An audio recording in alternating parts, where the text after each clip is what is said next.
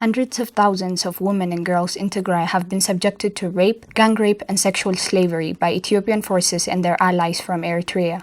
According to Amnesty International, the rapes were systematic and done with the deliberate intention of humiliating the women and the Tigrayan identity. We spoke to one survivor of sexual violence. The survivor is just 14 years old. She was an 8th grade student in Humara, Western Tigray before the start of the conflict. She says one day Eritrean forces came to her home along with the Amhara militia, beat her mother and took her to the woods and gang raped her for 2 days. While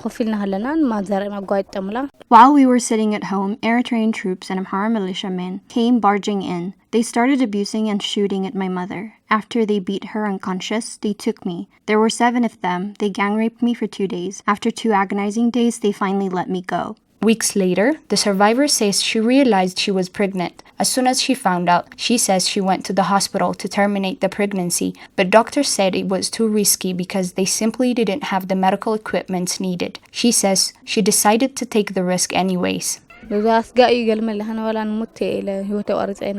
They told me it was risky because they didn't have the necessary medical equipment to perform the medical procedure. I told them to terminate the pregnancy, even if it means I died during the procedure, because I myself am a child. I simply cannot raise another. The survivor says that while her physical wounds may have healed, the mental trauma will likely stay with her.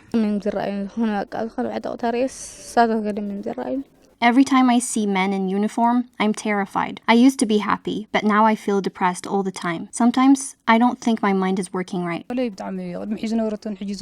My daughter used to be cheerful, but now she's quiet. She prefers to be alone. She doesn't like it when people get close to her. She is in so much pain. Her mother is also still suffering from physical wounds sustained when the soldiers came to their home that fateful night. I was beaten to unconsciousness. They only left because they thought I was dead. After that, they took my daughter to the wilderness. They raped her for 2 consecutive days and dumped her.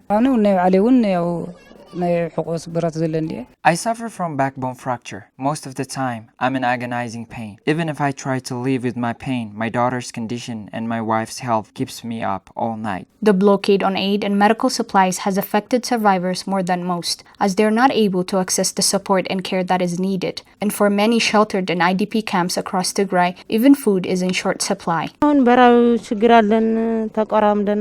We are ill. On top of that, we are starving. We are distressed, and the world needs to put an end to our suffering. Thousands of women and girls across Tigray sexually assaulted by Ethiopian and Eritrean forces share the same fate. Survivors of assault, double victimized by a deliberate and systematic blockade that has denied them access to medical care.